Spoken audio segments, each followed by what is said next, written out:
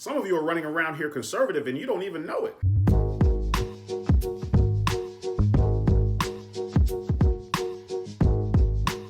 Welcome to BCFT, Black Conservatives for Truth, Georgia. I'm your host, Rob Lett. Before we get started, I'd like you to go ahead and do a few things. The first thing is to go to the bottom of this video and like it. Then to the bottom right, you're going to see that there's a red button there that says subscribe. Go ahead and click that and subscribe to the videos. And then to the upper right-hand corner, you're going to see that there's a bell. That's for notifications. It notifies you next time we have a podcast that rolls out. So go ahead and do all three of those right now. So I wanted to start off this podcast by asking a simple question. Are you a conservative? Do you know what conservatism is? Are you wanting to learn more about conservatism? That's the focus of today's podcast. Let's talk about that term conservative. What is it that we're actually conserving? What we're conserving are the principles of America's founding. Now, I'm sure you've heard of life, liberty, and the pursuit of happiness, but what really makes America unique is unlike a lot of other countries where the rights that you have been bestowed upon you from the state. In America, our founding principles are that you were born with these, right? They're called inalienable rights. In other words, these are things that have been given to you, granted to you by God. That's pretty powerful in and of itself. So things like life, liberty, the pursuit of happiness, free speech, the freedom of expression, freedom of religion, the right to bear arms and defend yourself, although we take it for granted in the United States, it's not something that you can go to every country and actually do the same thing. In a word, to summarize what conservatives believe in, it's freedom. I like what Herman Cain used to say. Herman Cain is a person that passed away. He was a big radio personality here, actually ran for president once. He said to summarize what conservatives believe in is we believe in personal freedom, individual responsibility, and less government. Whereas Democrats, they believe in actually more government, less personal freedom, less individual responsibility. So what do we mean when we're talking about limited government? Because obviously that word limited is subjective, right? It all depends on who you're speaking to. What we mean by limited government as a conservative, we're saying that there are only four legitimate roles of government. And the four legitimate roles are, first, defending ourselves, defending our country against foreign enemies. That's the military. The second one is protecting our individual citizens against abuse from other citizens. That's our police department. The third one is we have to define what the rules of the game are, right? What are the laws? What are property rights, right? That's our Congress. Someone has to actually create the laws. And then fourth, the last legitimate role of the government is there has to be an adjudication process, right? Because as we live our day-to-day lives, there are going to be disputes, disagreements over what that law meant, etc.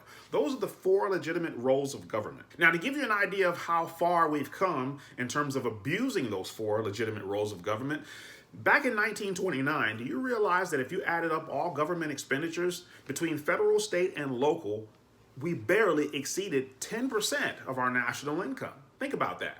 If you took out state and local, our federal expenditures alone only amounted to 3% of our national income. So here's your first homework assignment. Right now, do some research and find out what our national income is. Once you've figured out what our national income is, then go ahead and figure out what all of our government expenditures are between federal, state, and local. And then see what percentage those expenses equate to as a percentage of our national income. You can take out state and local and just look at federal. Do you think it's more than 3%? Do you think it's more than 10%? Do you see why it's important maybe for us to get back to basics and why being a conservative is important? If you made $100,000 a year and you were $100,000 in debt, can you foresee a potential problem? One of the key characteristics about being a conservative is that we're individualists. You might not have ever thought about it this way before, but did you realize the smallest minority in the world is the individual?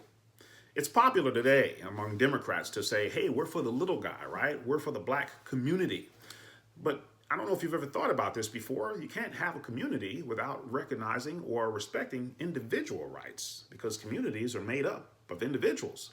So if you're not careful, if you trample on individual rights, you'll look up one day and realize that you've trampled on your own. Here's another reason why minimal government is extremely powerful. I understand that there's a popular book out there right now. I think it's a bestseller or something, and it's called The Wisdom of Crowds. Yeah, it's popular today, but guess what? Our founding fathers already figured this out. The principle of this book called The Wisdom of Crowds basically rests on the fundamental principle that large crowds left to their own devices, they are far more superior at solving their own problems than government does. I mean, think about it. How many things are the government handling right now that you can handle better on your own? I mean, think about Social Security. Do you really need the government to take money from you only to give it back to you in your older age? Now, I don't know what your skill set is. I don't know what you specialize in, but you probably can take your money and invest it far better than the United States can. Think about healthcare. Now, so many people are talking about universal health care or Obamacare, but I can tell you this, and you probably already know this if you have a job, some of the best insurance you've ever had in your life came from individuals that grouped together and got collective insurance, right? No government needed. So there's a myriad of things that we can talk about that the wisdom of crowds actually solves without government interference at all. Now, historically, you may be familiar with some documents like the Declaration of Independence, the Constitution, but another book that you probably are not familiar with, or maybe you are, is a book called The Wealth of Nations, and this is by an individual by the name of Adam Smith. This book was just as powerful as the Constitution, just as powerful as the Declaration of Independence. Adam Smith is considered really the father of free market capitalism. It's the father of thought when it comes to conservatism. Adam Smith's book analyzed what wealthy nations have done to become wealthy. And contrary to popular belief for people who dislike capitalism, you did not become wealthy by hoarding cash or by passing retaliatory tariffs against other nations. That's not the way you became wealthy. How you became wealthy is what free market capitalism is about. And that's about open exchange, even internationally with other countries. And it's this premise that makes America great, because every gender, religion, language, ethnicity, and age are all represented here, which brings me to another concept about conservatism, which ticks a lot of people off, which is American exceptionalism, which means that we believe we are the best country in the world. And in a sense, we are the best country in the world because we are every country in the world. Does that make sense? And actually, these concepts are not foreign. Many times black people don't believe that they're actually conservative, but if you think about it, you were really raised conservative. Do you remember the old days when a man would get a woman pregnant, and we laugh about it now, but a man would get a woman pregnant and the parents would say, well, when are you getting married, right? That's what we used to call back in the days accepting individual responsibility, right? None of this, you're getting someone pregnant and you just disappear and you don't pay for child support, you don't marry the girl, none of that stuff. Those were things that you were raised with, individual responsibility. Do you ever remember your parents telling you, whatever it is you do in life, I want you to be your very best at it. I don't care if you're sweeping floors, be the very best at it. If you ever recall a conversation like that, what you got exposed to was also called American exceptionalism. Be the very best at whatever it is that you do. And when you put your resume out there to the company that provides you the best offer, whether you realize it or not, you're taking advantage of free market competition. More and more blacks are starting to realize that conservatism plays a critical part of our history. Did you know before we were Democrats, we were Republicans? That's right. For just as many blacks that you know right now who are Democrats, at one point in time in our history, just as many blacks were Republicans. In fact, the first black senators were Republicans. So the question that may cross your mind is, then what went wrong? Stick with this channel and we'll definitely go in depth as to what went wrong. Spoiler alert, there was no party switch. So who or what can you study to learn more about conservatism? One of the first videos that I ran across was a man by the name of Milton Friedman. He's passed away now, but he was an economist. He was a professor. He actually had a television show at some point.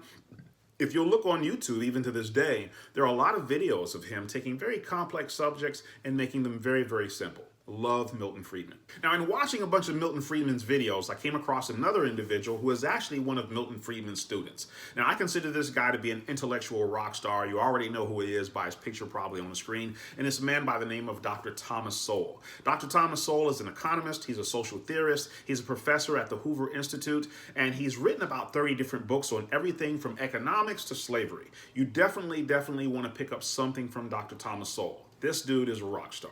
Now, it's interesting how, even though we're talking about politics, the first three people that I'm recommending to you are all economists. Have you noticed that? Walter Williams was an economist. He's a columnist. He was an author and also a professor.